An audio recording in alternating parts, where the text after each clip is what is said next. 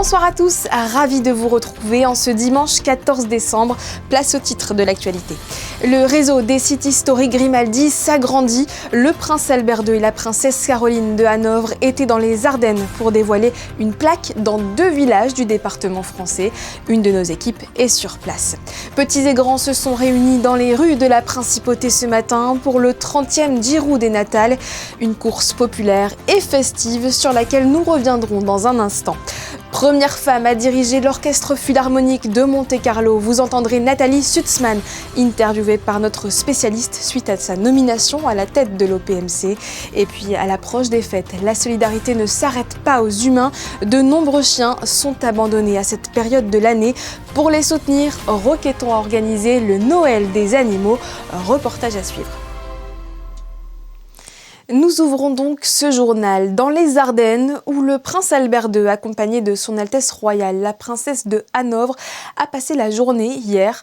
De retour dans le département 7 mois après leur dernière visite, frères et sœurs ont découvert 2 communes liées à l'histoire de leur famille. D'abord Harnicourt, puis Château-Porcien.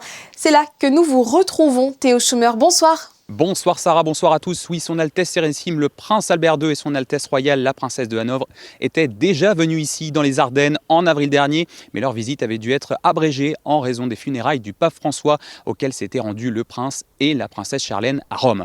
Alors évidemment, vous savez que le souverain aime honorer ses engagements et il lui tenait donc très à cœur de revenir sur ces terres où il avait été invité et auxquelles lui et sa famille sont liés par l'histoire. Ravi de vous accueillir, promesse tenue.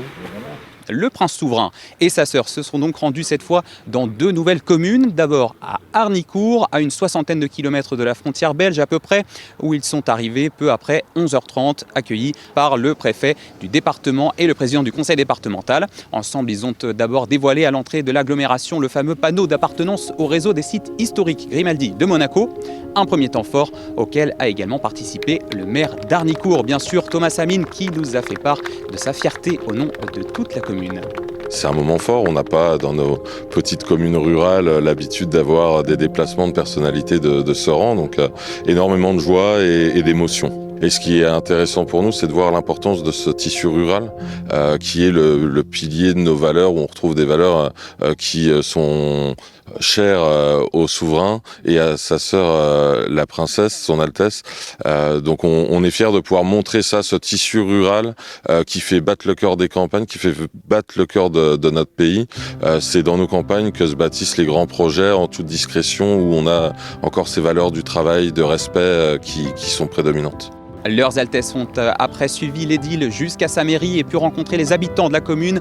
Dans les déplacements sur les fiefs, c'est toujours un moment de convivialité, de partage et même d'affection qui s'est matérialisé aussi par des échanges de cadeaux entre le prince, la princesse et le maire, comme des coffrets de spécialités culinaires de leur terroir respectif. La dinde rouge, on en avait parlé ensemble à Sedan. Donc je faisais un ouvrage et puis les producteurs ont mis des produits derrière exclusivement à base de dinde rouge, qui est une vraie marque du territoire. Peu après-midi, 15 minutes de route plus loin, c'est à Château-Porcien que s'est poursuivie cette visite princière, une autre commune historiquement liée à la famille Grimaldi et qui est elle aussi entrée officiellement dans le réseau des fiefs avec sa propre plaque. Mais l'autre temps fort de la matinée a été la visite de l'église Saint-Thibaut. Et je disais c'est un temps fort, mais c'est bien plus fort que ça, parce qu'il faut savoir que le prince avait apporté son mécénat à un ancien tableau qui a donc pu être restauré grâce à lui.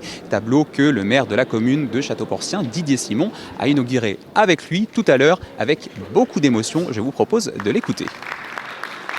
Un tableau qui était vraiment en très mauvais état, que je n'aurais jamais pensé qu'on puisse rétablir ce que vous avez pu voir en place.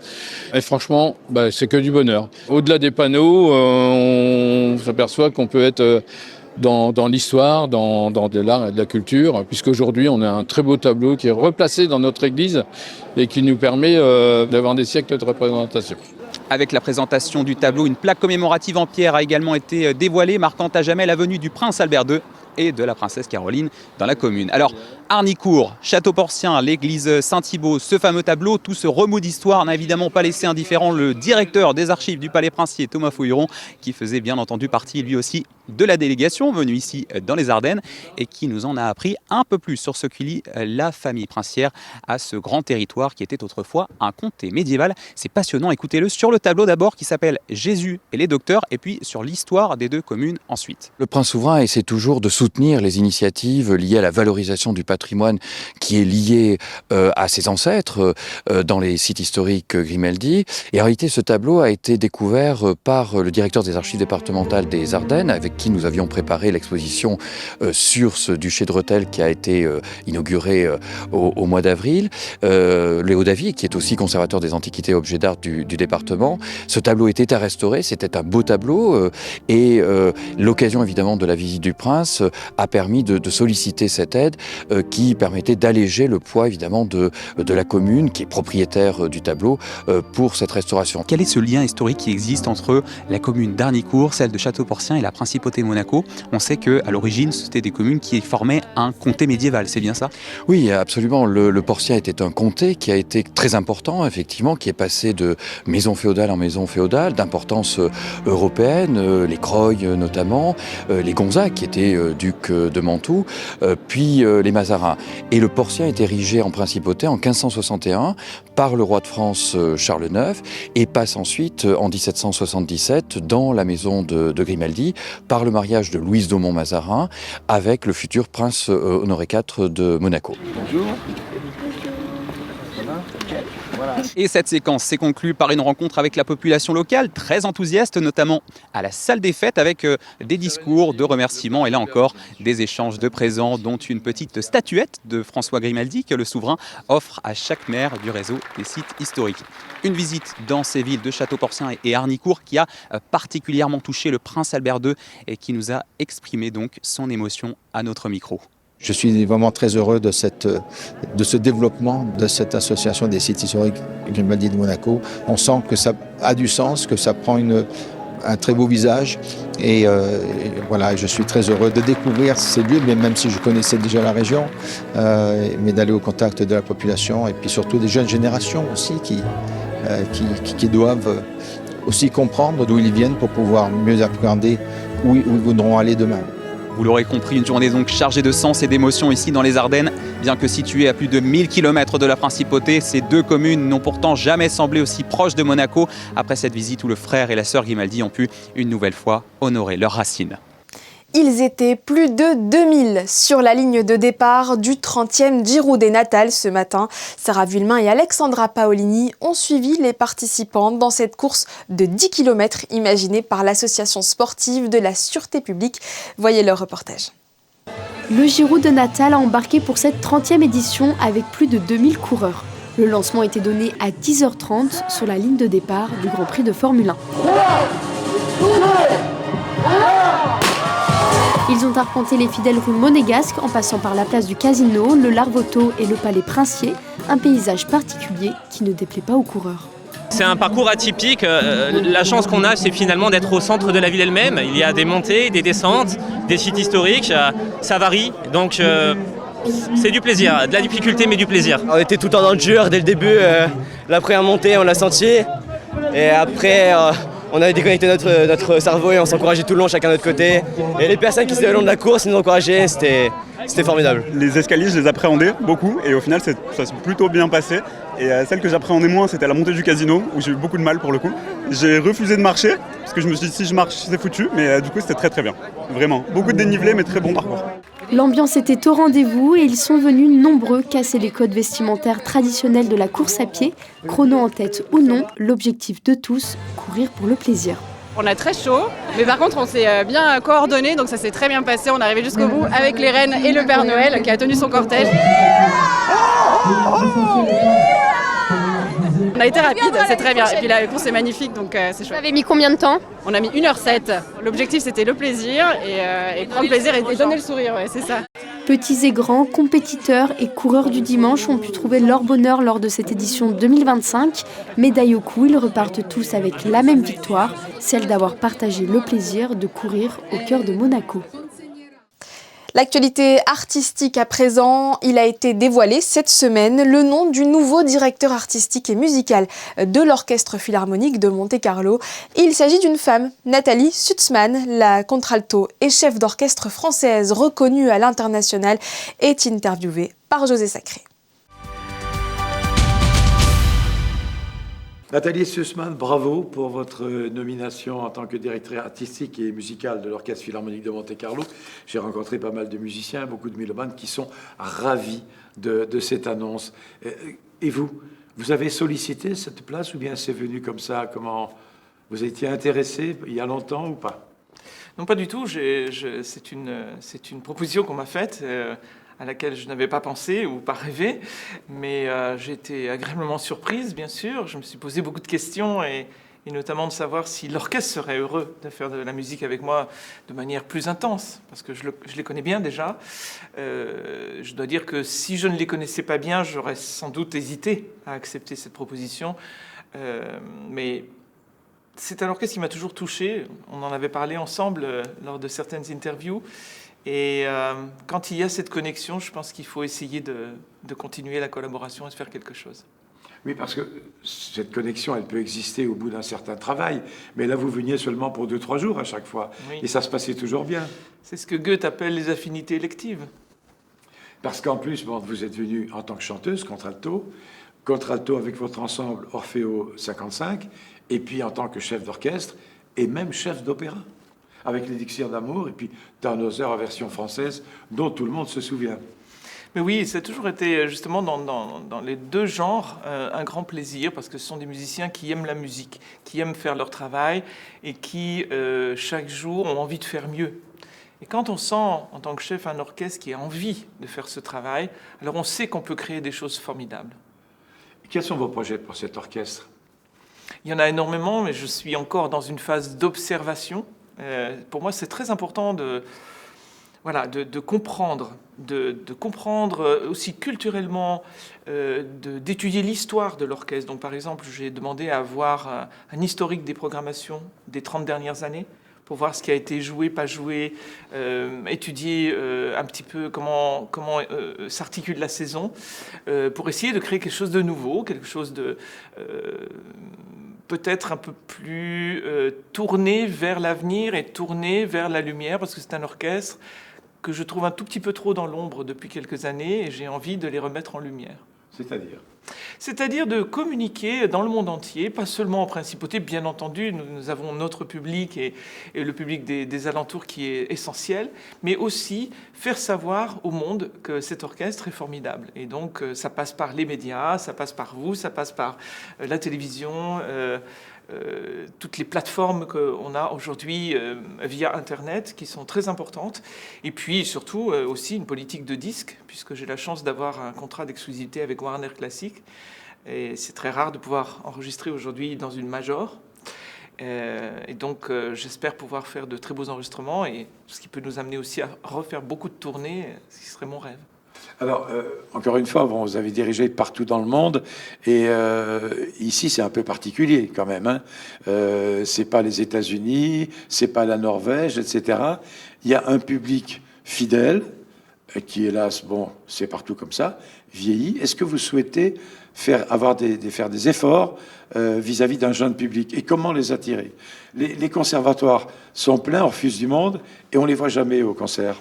Oui, c'est d'ailleurs une des questions que je vais poser, parce que lorsque moi j'étais étudiante en France et que j'étais au conservatoire, venir au concert symphonique était une obligation. C'est-à-dire que l'abonnement, c'est à partir du moment où on étudiait un instrument, on devait connaître le répertoire d'orchestre. Et donc toutes les familles, alors à un prix extrêmement modeste, bien entendu, pour que tout le monde puisse avoir accès, mais tous les enfants, tous mes amis de 9 ans à 15 ans, étaient à tous les concerts symphoniques. Donc c'était très sympathique, parce qu'au Poulailler, on avait tous les jeunes du conservatoire qui étaient présents. Très souvent, on était invités aux répétitions, parce que si on est intéressé dans son instrument et éventuellement son futur métier, c'est essentiel de voir comment un orchestre symphonique travaille. Donc en 3 ans, tous mes concerts sont à 98% remplis, ça veut dire pour une salle de 2300 places, c'est quand même beaucoup. Donc voilà, j'espère pouvoir obtenir les mêmes résultats avec la politique artistique que je vais mener ici. Merci. Merci à vous.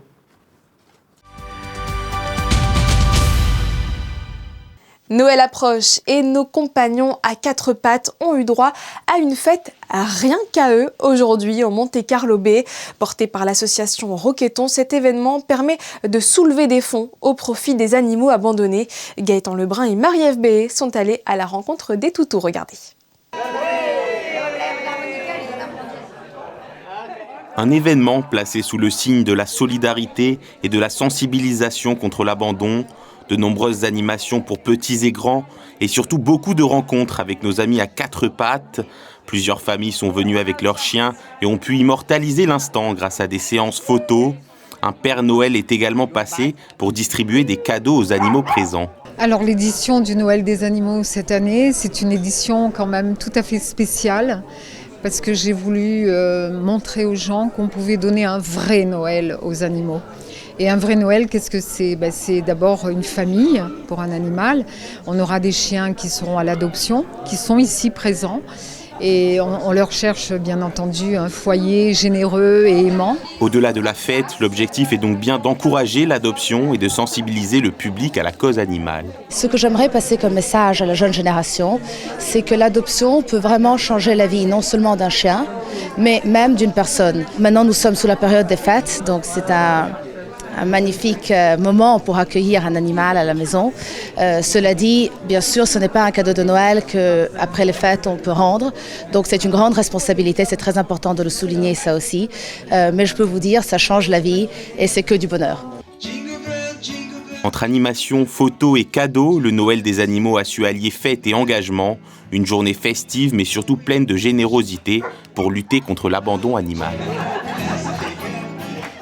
Avez-vous pu en profiter ce week-end ? Le village de Noël bat son plein sur le port Hercule.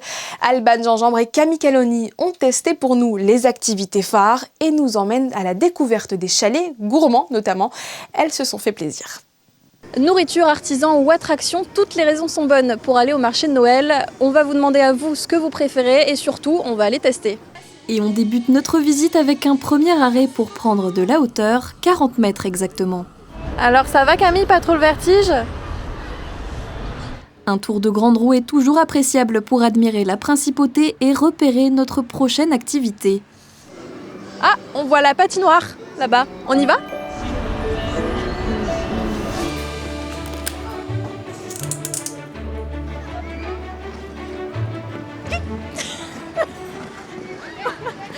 Alors ça faisait 3 ans que les monégasques attendaient le retour de la patinoire.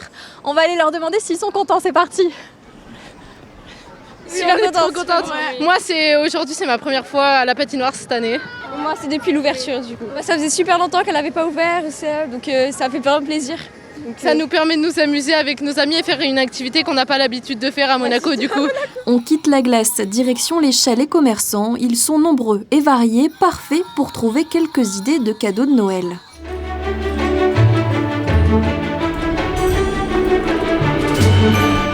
Alors vous, le marché de Noël de Monaco, c'est un rendez-vous que vous ne manquez pas.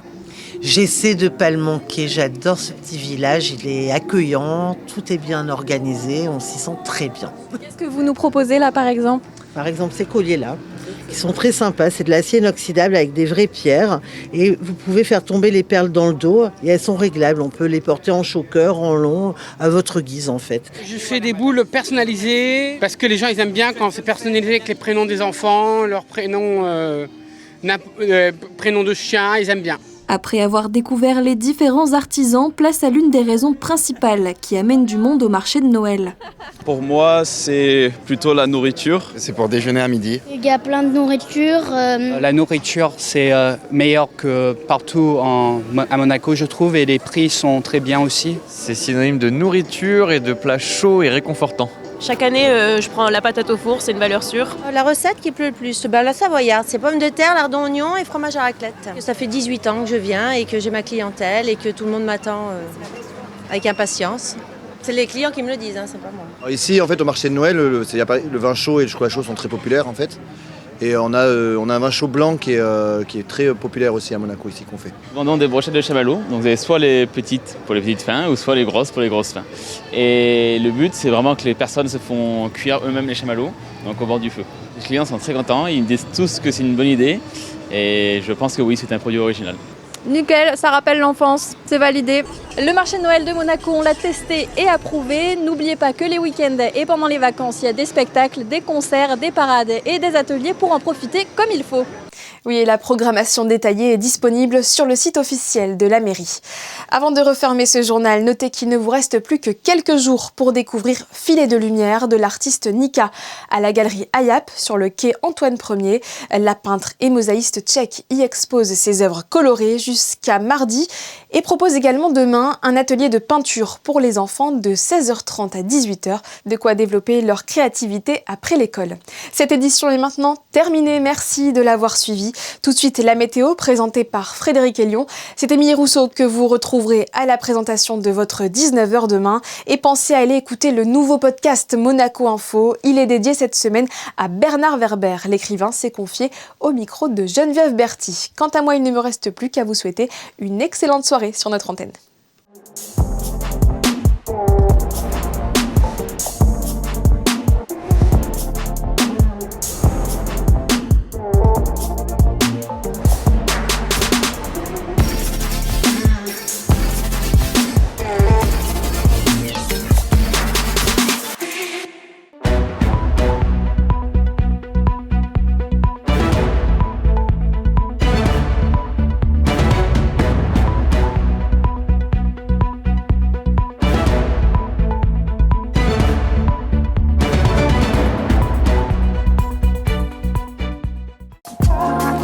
Le Maya Hôtel Courchevel 1850, nouveau boutique hôtel de Courchevel, vous présente la météo.